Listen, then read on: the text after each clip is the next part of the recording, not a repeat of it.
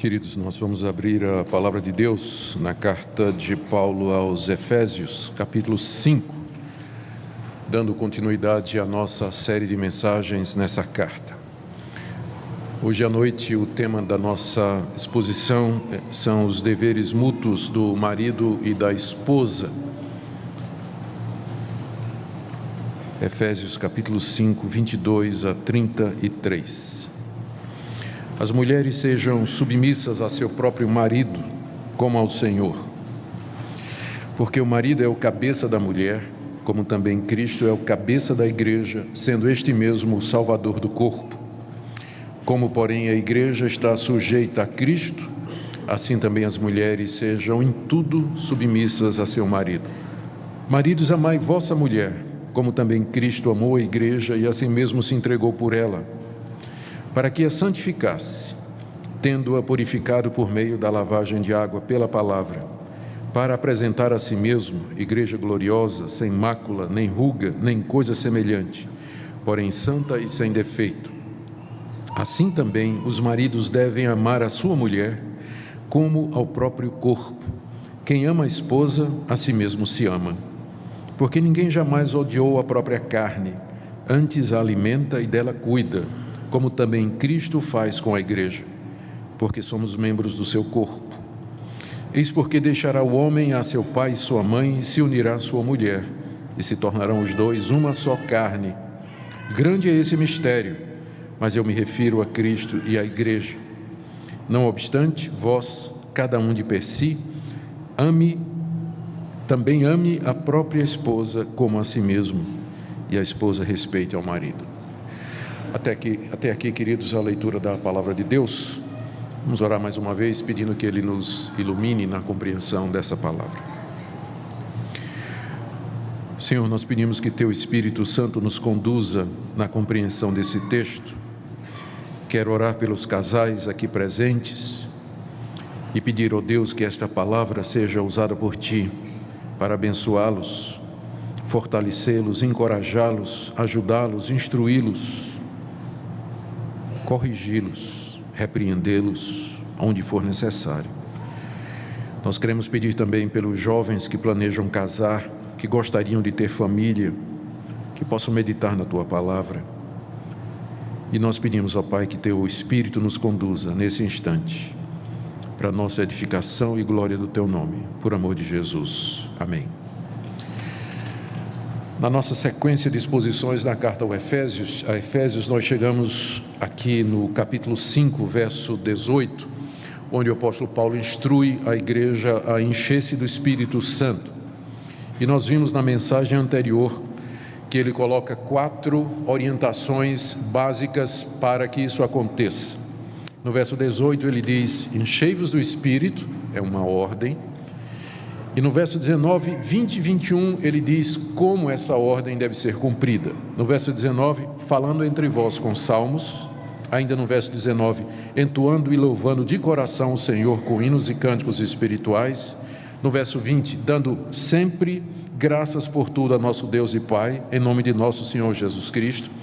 E no verso 21, sujeitai-vos uns aos outros no temor de Cristo. A nossa tradução da Sociedade Bíblica do Brasil, e eu acho que as outras traduções também, depois do verso 21, colocaram um subtítulo. Na minha Bíblia tem o lar cristão, marido e mulher, separando o verso 21 do verso 22, o que dá a impressão de que Paulo terminou de falar sobre plenitude do Espírito Santo e agora está começando um outro assunto. Então, esses subtítulos, eles são muito úteis. O alvo deles é dizer ao leitor qual é o tema do bloco seguinte. Mas às vezes acontece que eles separam um versículo do outro e a gente perde a sequência do pensamento. Vocês têm que lembrar que o apóstolo Paulo não escreveu esses negritos, né, esses subtítulos. Isso são os tradutores aqui brasileiros que colocaram. Portanto, não é inspirado por Deus, por isso eu posso falar mal, tá certo? Não está no original. Qual o problema desse subtítulo aí entre o 21 e o 22? É que você vem lendo, enchei-vos do Espírito, chega no sujeitando-vos uns aos outros, e você para aí, pensando que no verso 22, Paulo está começando a falar agora de um outro assunto, ou seja, da relação da mulher para com o seu marido e do marido para com a sua mulher. A verdade é que Paulo não está começando um novo assunto, ele está continuando. O verso 21 diz: sujeitando-vos uns aos outros no temor de Cristo. E o verso 22 explica como é que a mulher casada faz isso. Sujeitem-se uns aos outros no temor de Cristo, as mulheres ao seu próprio marido. Então, ele está na sequência, ele ainda está explicando de que maneira nós podemos ser cheios do Espírito Santo. Ou seja, a ordem enchei-vos do Espírito Santo, que exige que nós nos sujeitemos uns aos outros, é cumprida pela esposa quando ela se sujeita ao seu marido. E é cumprido pelo marido quando o marido ama a sua mulher. Portanto, nós estamos na continuação daquela ordem enchei-vos do Espírito Santo, que agora tem efeitos na família, particularmente no casamento. Ou seja, o que vai ser dito aqui, da mulher ser submissa ao marido e do marido amar a esposa, está ligado à questão espiritual. De duas maneiras: ou como resultado, uma pessoa cheia do Espírito Santo, uma mulher casada cheia do Espírito Santo, ela vai se submeter ao seu marido, e um marido cheio do Espírito Santo, ele vai amar a sua esposa. Ou como condição, para que uma mulher casada seja cheia do Espírito Santo, ela tem que em casa aprender a respeitar o seu marido. E para que o marido possa ser cheio do Espírito Santo, ele em casa tem que aprender a amar a sua esposa. Então está ligado, quer seja por meio de resultado ou como condição, mas nós não podemos separar a espiritualidade, nós não podemos separar o nosso casamento da questão da espiritualidade. Está ligado intimamente. O que você é no seu casamento vai afetar a sua vida espiritual, com certeza, com certeza. As duas coisas estão ligadas. Você não pode separar do tipo assim, dizendo: eu posso ter um casamento muito ruim, está tudo errado no meu casamento, mas eu amo a Deus e minha vida com Deus vai muito bem. Não, senhor. Se não vai bem no casamento, não vai bem com Deus. Pode ter certeza disso. As duas coisas estão ligadas, como nós acabamos de mostrar aqui. Segunda observação que eu gostaria de fazer para vocês é que vocês percebem que o homem tem responsabilidades de submissão também. É por isso que eu gosto de olhar para essa passagem em contexto. A gente pensa que é apenas da mulher o dever de se submeter. Mas se o que eu estou dizendo aqui está correto, se o verso 21, sujeitando-vos uns aos outros, é explicado pelo que vem em seguida, significa apenas que não somente a mulher, para obedecer ao verso 21, se sujeita ao seu marido, mas o marido cumpre a ordem da sujeição mútua amando a sua esposa. Então, nesse sentido, um se submete ao outro no casamento. A mulher se dedica primariamente à submissão e o marido se dedica primariamente a amar a sua esposa. E ao fazer isso, ambos estão cumprindo o que está no verso 21, sujeitavos mutuamente. Isso eu gosto de enfatizar, porque as pessoas, quando leem essa passagem, só vê submissão do lado da mulher, não é? Mas o marido, ele deve sujeitar-se à sua esposa. E como é que ele faz isso? Amando a esposa como Cristo amou a igreja. É o que nós pretendemos ver aqui hoje à noite. A terceira observação que eu gostaria de fazer é que o apóstolo Paulo gastou 3 versículos para explicar o papel de submissão da mulher e 9 para explicar como os homens têm que amar a sua esposa. Daí vocês avaliam o que é mais difícil. Pronto, falei. Vamos entrar então na exposição do texto, começando no verso 22 até o verso 24. O papel da esposa que quer ser cheia do Espírito Santo, o que é que ela tem que fazer? Como é que a esposa se submete ao seu marido? Como é que ela se submete, como é que ela cumpre o que está no verso 21? A resposta é que ela faz isso submetendo ao seu marido. Verso 22, as mulheres sejam submissas ao seu próprio marido como ao Senhor. Uma vez uma senhora me perguntou: mas isso é um absurdo, deve ser um problema de tradução. Não tem um problema no grego aí não, pastor? É isso mesmo, submissa? Minha irmã, a palavra significa literalmente colocar-se debaixo da autoridade de alguém. Hipotasso no grego, né? Colocar-se debaixo de alguém, da autoridade de alguém. Traduções válidas: subordinar-se, obedecer, respeitar, acatar. São traduções absolutamente corretas, não é um problema de tradução. O problema que você está encontrando é com o conceito, mas não com a tradução. A tradução está corretíssima. No grego diz exatamente isso. Exatamente isso. A mulher, ela deve submeter-se, até em português a gente percebe o sentido, sub, embaixo, meter-se debaixo da autoridade do seu marido, submeter-se. A tradução está absolutamente correta, é isso que ela significa. Então, como é que isso funciona? O apóstolo Paulo dá duas comparações e um limite. A primeira comparação está aí no verso 22. As mulheres sejam submissas ao seu próprio marido como ao Senhor. Então, para ajudar as mulheres a compreender o que é que significa ser submissa, o apóstolo Paulo diz: você deve se submeter ao seu marido como você se submete a Jesus Cristo. E eu acho que ficou pior, né? Ficou pior. Mas é a comparação que o apóstolo Paulo está dizendo aqui. Você deve se submeter ao seu marido como você se submete a Jesus Cristo, como ao Senhor. E aqui nós podemos pegar alguns pontos de comparação. A submissão da mulher crente ao Senhor Jesus, em primeiro lugar, é voluntária. Ela se submete voluntariamente ao Senhor Jesus. Ela faz isso porque ama o Senhor Jesus. Ela faz isso porque reconhece que o Senhor Jesus é o seu Senhor e o seu Salvador, é autoridade sobre sua vida. E, portanto, a mulher cristã, ela se submete com alegria, é algo do seu coração. Ela faz isso espontaneamente ao Senhor Jesus Cristo. Então, da mesma forma como ela se submete a Cristo, ela deve se submeter ao seu marido, voluntariamente, prazerosamente, com alegria, como parte da sua devoção a Jesus Cristo, como parte da sua religião.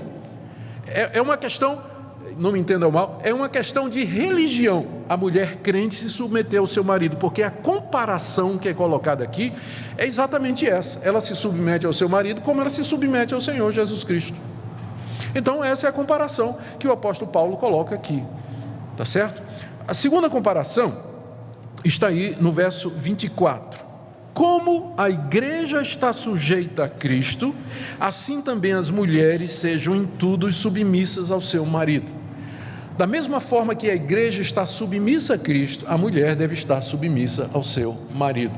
Como é que a igreja está submissa a Cristo? Mais uma vez, a igreja procura entender a palavra de Cristo, ela procura compreender qual é a vontade de Cristo e ela cumpre o querer e a vontade de Cristo com alegria, com dedicação, com empenho, não resmungando, não se revoltando, mas voluntariamente desejando agradar o Senhor Jesus. É assim que a igreja se submete ao Senhor Jesus e é dessa forma que a esposa deve ser submissa ao seu marido. Por isso, jovem, você que quer casar, a moça que quer casar, escolha alguém que você olha assim e diz: vai ser fácil me submeter a esse. Não é porque se já tem problema antes, saiba que você não precisa ser casada para ser feliz. E eu acredito que tem muita gente que seria muito mais feliz se tivesse ficado solteiro.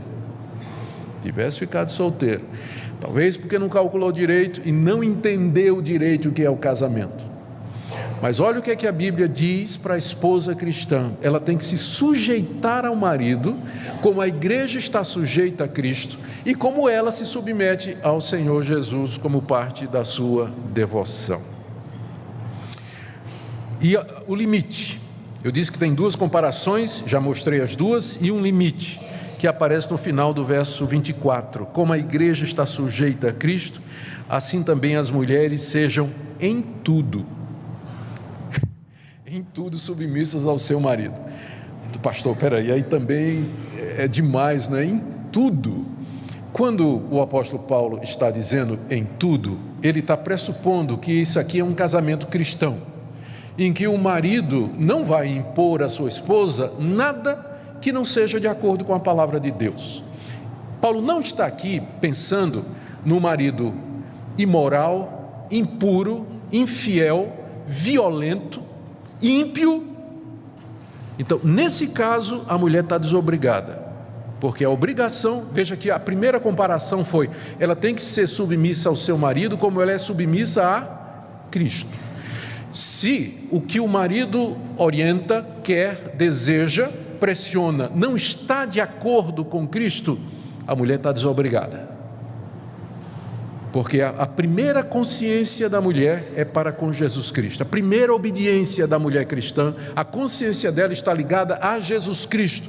Se o marido quiser obrigá-la a fazer alguma coisa contrária a Cristo, essa passagem não se aplica. Em tudo, ser submissa em tudo que estiver de acordo com a liderança de Cristo na sua vida, porque o comparativo é esse, não é? Obedecer ao marido como você obedece a Jesus Cristo. Se o seu marido lhe pede alguma coisa que Jesus Cristo não lhe pediria, você não tem que obedecer. Está autorizada a santa desobediência, em nome de Jesus, explicando por quê. Eu não vou fazer isso, não posso fazer isso. E infelizmente acontece. Recentemente eu recebi um e-mail de um cidadão de uma igreja que dizia o seguinte: pastor, eu fui casado, larguei a minha primeira mulher, tive um filho com ela, e aí agora encontrei outra mulher, mas estou com saudade da primeira. O que é que o senhor acha da poligamia? Um crente pode viver na poligamia? Né? Então eu tenho certeza de que aquele homem ia pressionar a sua esposa a aceitar esse relacionamento bígamo. A minha resposta foi: você pare de tentar a Deus. Você pare de tentar a Deus, porque você errou a primeira vez, errou a segunda, e agora você vai entrar num buraco ainda maior. Um buraco ainda maior. Então tem marido que faz isso, sim. Tem marido que obriga a esposa, que constrange a esposa, que quer levar a esposa por caminhos que não são aqueles de Jesus Cristo, e a mulher cristã deve obediência em primeiro lugar ao Senhor Jesus.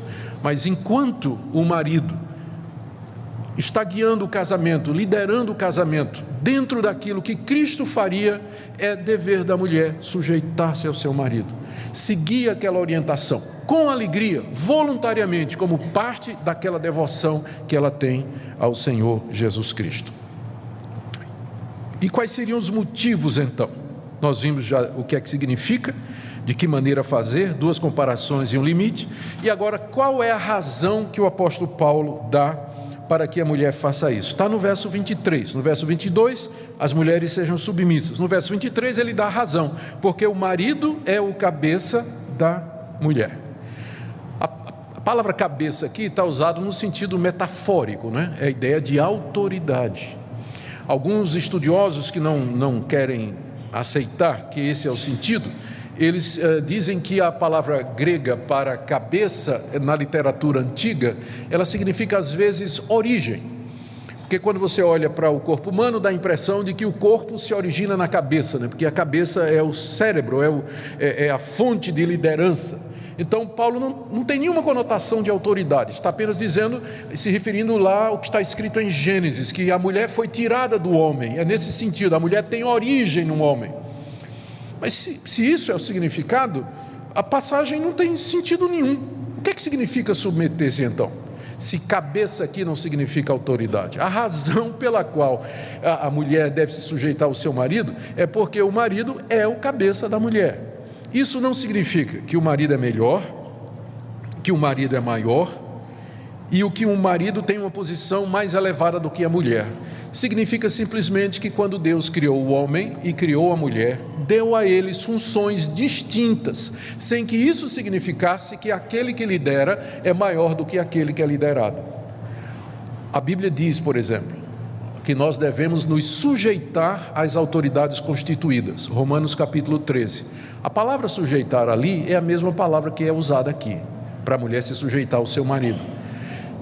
Quando a Bíblia diz que nós temos que nos sujeitar às autoridades constituídas, ao governo, isso não quer dizer que o governo, a pessoa que ocupa a função de governo, é maior ou melhor do que nós. Às vezes não é mesmo, né? Às vezes não é mesmo. Então, da mesma forma, quando diz que a mulher se sujeite ao seu marido, porque ele é o cabeça, não quer dizer que o marido é melhor, maior ou tem uma posição mais elevada. Quer dizer simplesmente que ele tem a função de liderar, a função de guiar o lar e a família, e que a sua esposa é ajudadora e que vai com ele alegremente, decidindo juntos, conversando, tomando decisões colegiadas, acordadas, mas vai ter sempre um momento em que não dá para resolver, não há acordo, então a palavra é do homem e a responsabilidade também. A mulher que é sábia, ela vai compreender isso aí. O Martin Lloyd-Jones tem uma ilustração que eu achei maravilhosa desse assunto. Ele antes dele vir para Londres, na capela de Westminster, ele trabalhava, era pastor de uma igreja na cidade, no país de Gales, eu esqueço a cidade agora. E um dia ele foi visitar um casal que tinha chegado na igreja. Ele e a esposa foram lá visitar o casal, na casa deles. E aí, logo que o pastor Lloyd-Jones chegou lá na casa, ele já viu a diferença entre os dois. Ela, esperta, alegre, com iniciativa, dinâmica, inteligente, e ele morto nas calças, parado, calado, passivo, né? Assim. E o Lloyd-Jones percebeu que ela fazia as coisas e conversava, não é, meu bem? E falando de tal forma que parecia sempre que a última palavra e a decisão era do marido. E o Lloyd-Jones ficou impressionado com isso. Na saída, na hora que estava se despedindo, foi embora, ele conseguiu chamar a esposa e disse: olha, eu estou impressionado aqui com o casamento de vocês. Está tudo bem? Está tudo bem, pastor, graças a Deus, está ótimo. Ele disse: só uma pergunta, você não se incomoda se eu perguntar? Não, pastor, pode perguntar. Ele disse: quem é que manda aqui na casa mesmo? Aí ela disse: pastor, é meu marido. Aí o pastor perguntou: e quem é que decidiu isso? Ela disse: eu.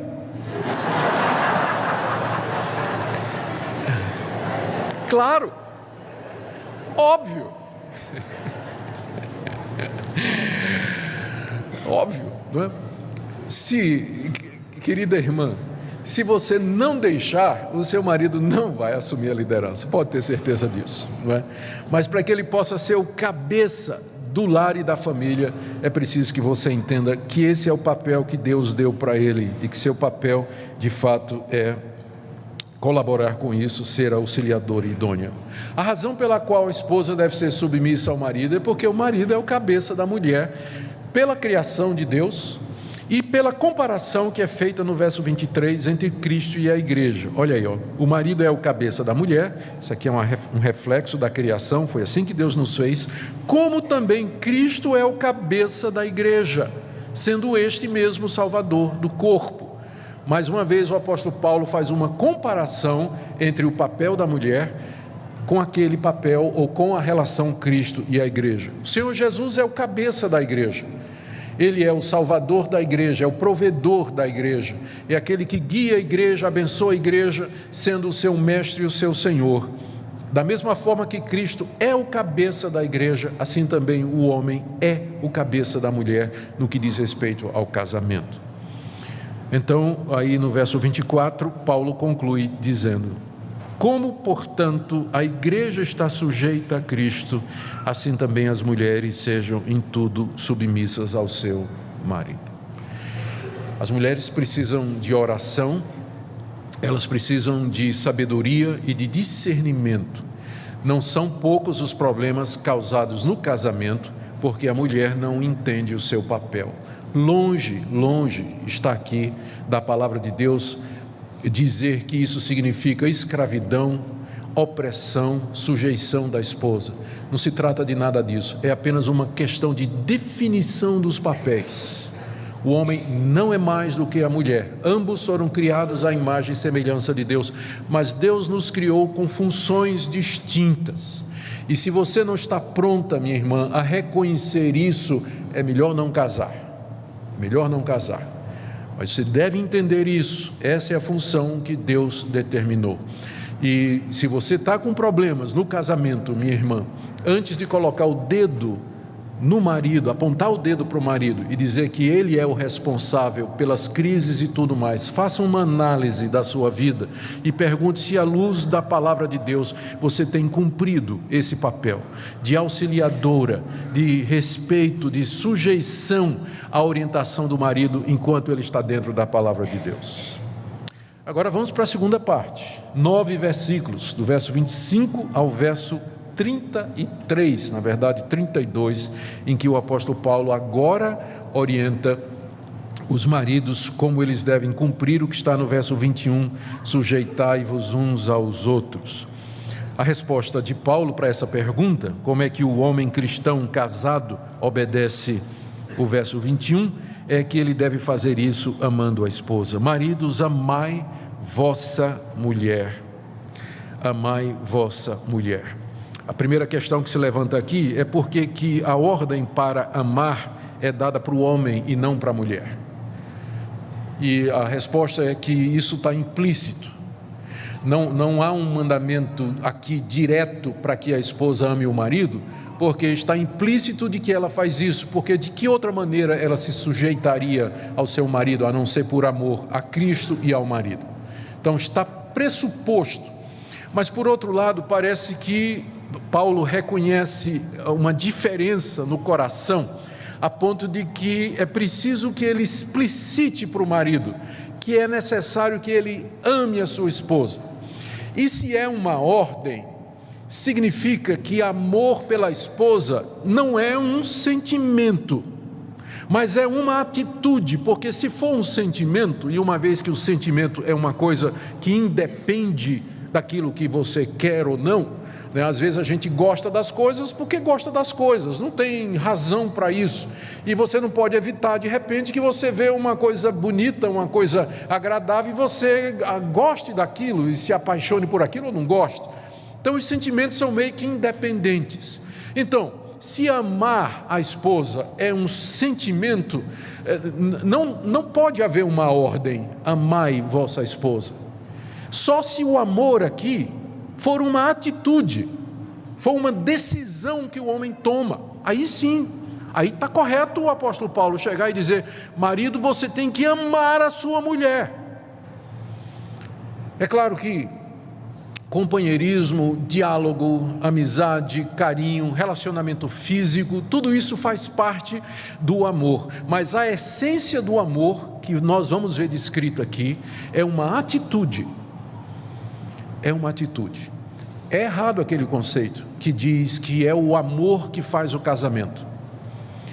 O correto é dizer que é o casamento que faz o amor.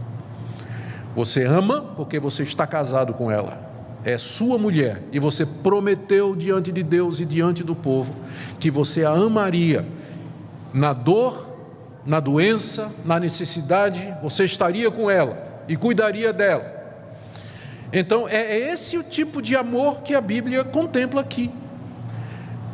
Não dá para confundir com paixão, não é? Não dá para confundir com paixão. A paixão é você olhar para ele e achar que ele é tão engraçado como o Tiririca e tão inteligente como o Eduardo Cunha. Mas amor é você ver que ele é tão inteligente como o Tiririca e tão bonito como o Eduardo Cunha, e mesmo assim você diz: eu vou ficar com ele de qualquer jeito. Isso é amor. Paixão é uma coisa que é baseada no externo, na aparência, é uma sensação, uma emoção, e ela vai embora. Mas o que faz, o amor que é determinado aqui, ele tem origem no fato de que você é casado. Você não vai encontrar, por exemplo, nenhuma passagem dizendo assim: namorados, amai vossa namorada. Não tem, não é? Noivos, amai vossas noivas. Também não tem. Só tem assim: marido, amai vossa mulher. Por quê? Porque a base do amor aqui é o casamento. É a promessa que você fez. Por isso, é difícil quando um homem chega assim e diz: eu vou largar minha mulher porque meu amor acabou. Não, o que acabou foi paixão. Mas amor, pelo jeito, nunca teve. Então está na hora de começar, porque amor é uma coisa que se aprende. Você pode aprender a amar a sua esposa. Senão, não teria uma ordem na Bíblia para isso. Ame a sua mulher. Você vai ter que aprender a amar a sua mulher. Porque o amor, como nós dissemos aqui, não é uma emoção. Começa pela referência que é dada aqui, no verso 25. Maridos, amai vossa mulher, como também Cristo amou a igreja e a si mesmo se entregou por ela. Paulo dá duas referências do amor aqui. A primeira é essa: nós devemos amar a nossa mulher como Cristo amou a igreja e a si mesmo se entregou por ela. O amor de Cristo pela igreja é um amor que se traduziu em ação.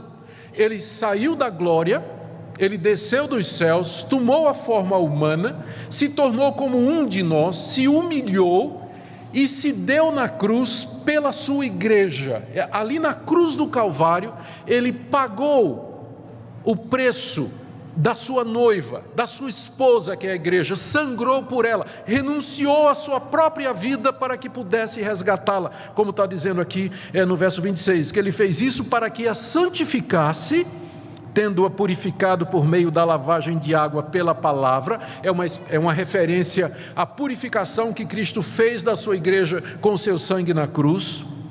E no verso 27, para apresentar a si mesmo igreja gloriosa, sem mácula, nem ruga, nem coisa semelhante, porém santa e sem defeito. O amor de Cristo pela sua igreja consistiu no fato de que ele se sacrificou pela igreja, se deu pela igreja, porque ele queria no final trazer a igreja para si, apresentar a si mesmo a sua noiva, purificada, perfeita, sem mancha, sem ruga. Esse é o amor de Cristo. Eu sei que não é o momento aqui, mas apenas para os interessados, essa é uma das passagens que a gente usa para dizer que Cristo morreu na cruz, não pelo mundo, mas pelo seu povo.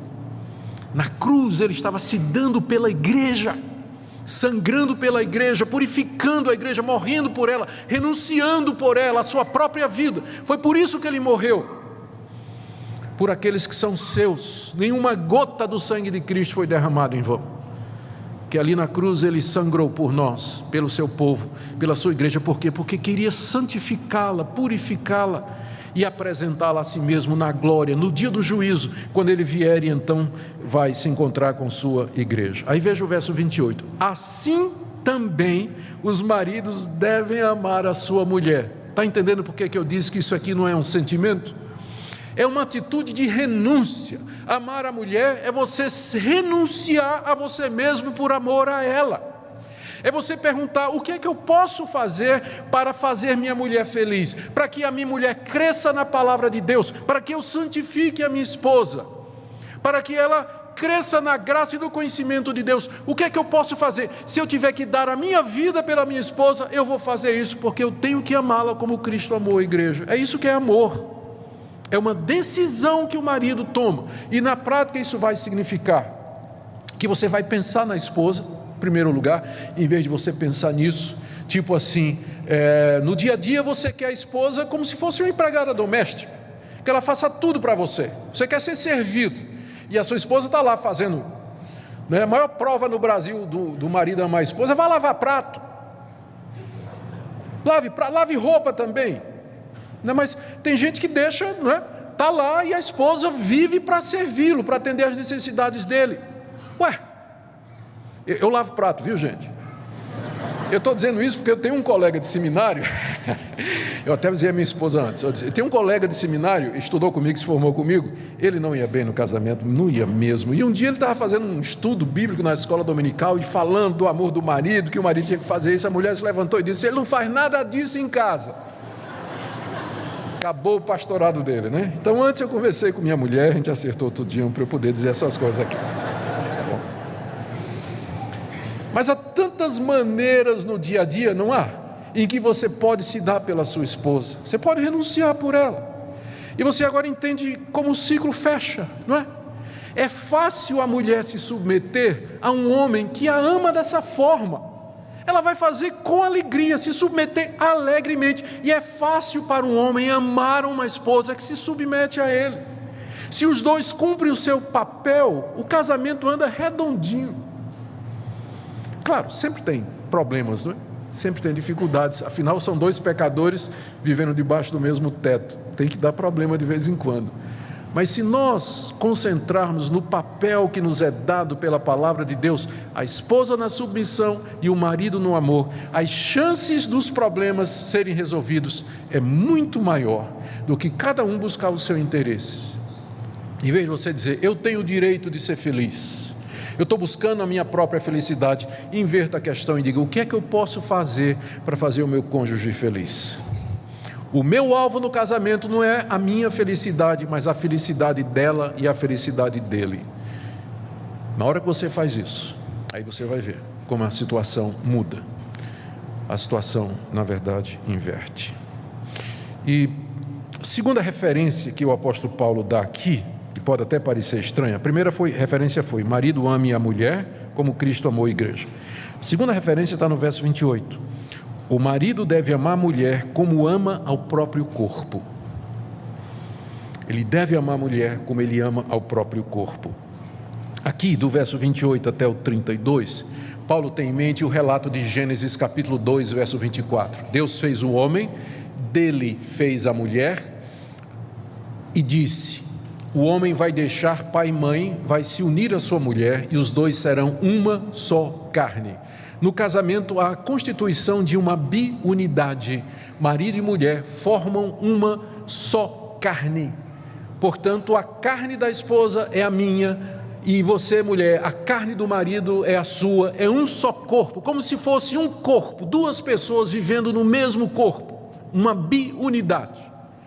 Essa ideia que está por detrás aqui, e que Paulo, inclusive, usa como ilustração da relação de Cristo e da igreja. Tanto é que no verso 32 ele diz: grande é esse mistério, que o homem e a mulher são uma só carne. Mas ele diz: eu me refiro a Cristo e sua igreja.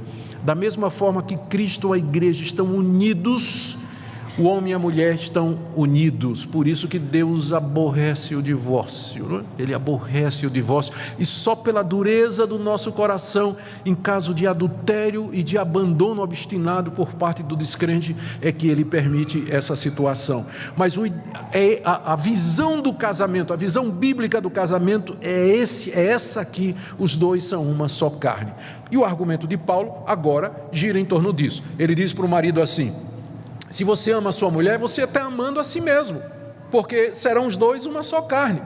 E da mesma forma que você cuida do seu corpo, verso 29, ninguém jamais odiou a própria carne, antes a alimenta e dela cuida. Da mesma forma que você cuida do seu corpo, você tem que cuidar da sua mulher, porque cuidar da sua mulher é cuidar de você, é cuidar do seu próprio corpo, porque são uma só carne. O que você faz com ela, você está fazendo com você.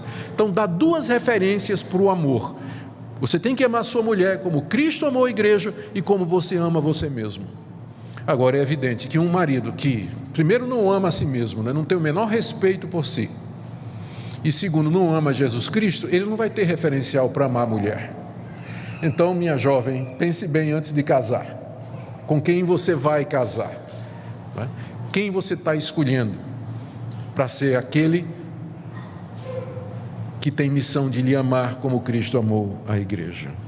E Paulo termina no verso 33, resumindo: não obstante, ou seja, apesar de ser um mistério, ele no verso 32, grande é esse mistério, não obstante, ou seja, apesar de ser um mistério, vós, cada um de per si, também ame a própria esposa como a si mesmo, e a esposa respeite ao seu marido. Aqui ele resume.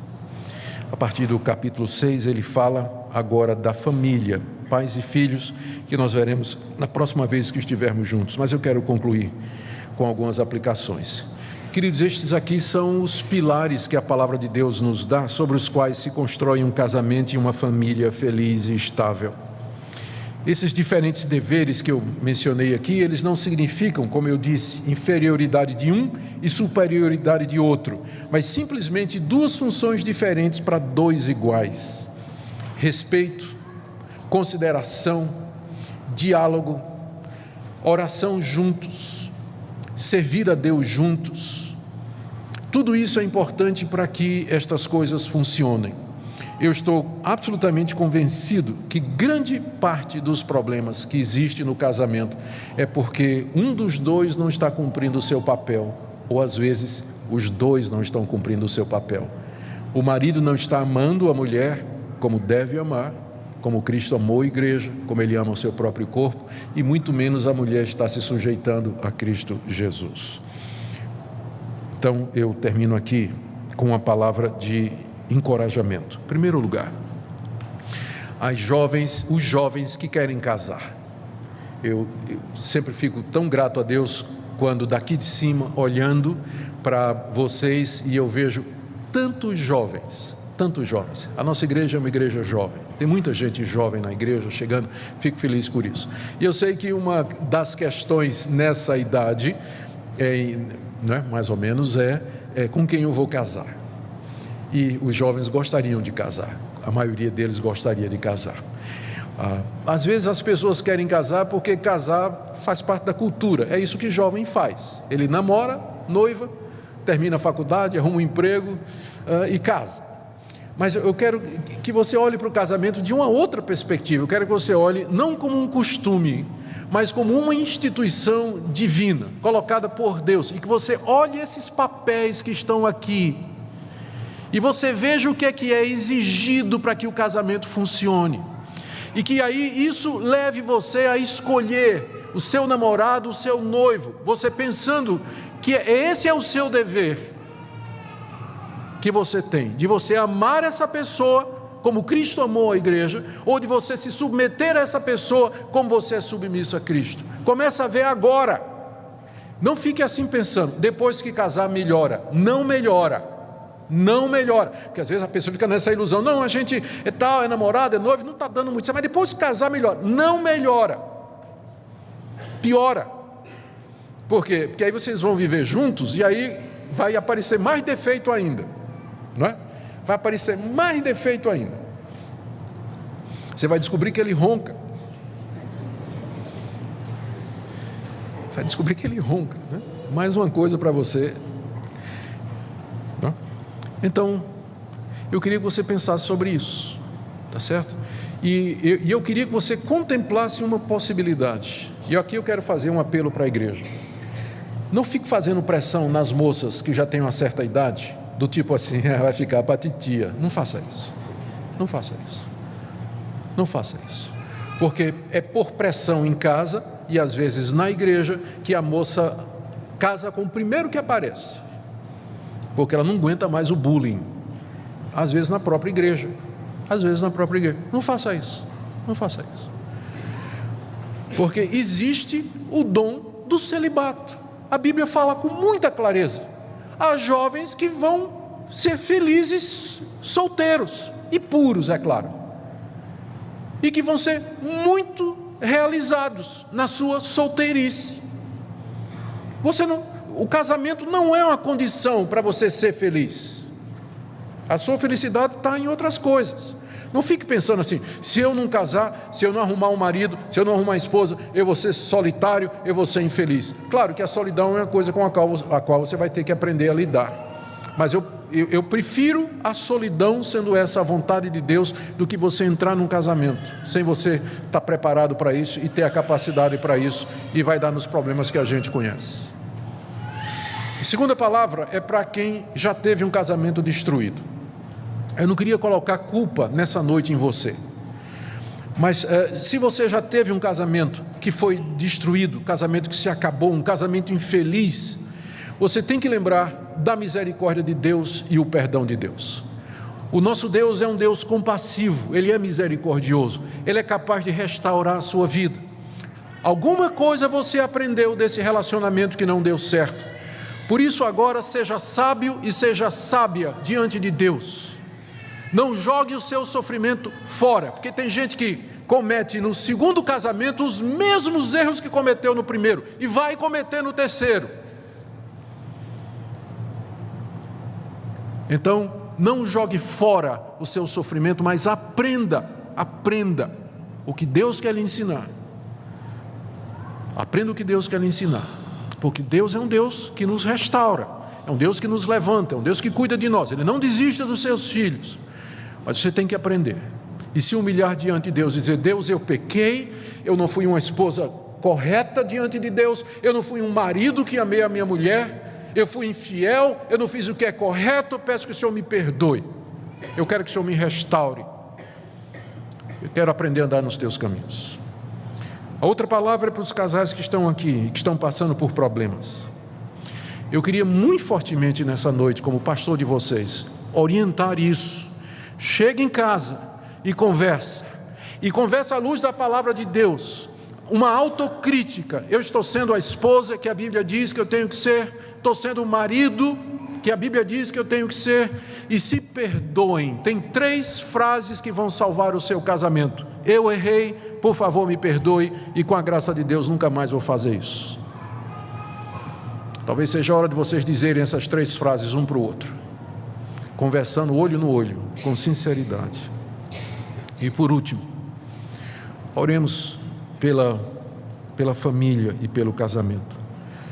Essa é uma instituição que vem sofrendo ataques de todos os lados, e nós sabemos disso. Ataques que vêm da mídia, que vêm da nossa cultura, do relativismo da nossa época, e tantos outros inimigos da família como estabelecida por Deus. Queremos ser cheios do Espírito Santo. Vamos começar em casa. Vamos começar com um casamento, com seu relacionamento, com seu marido e com a sua esposa.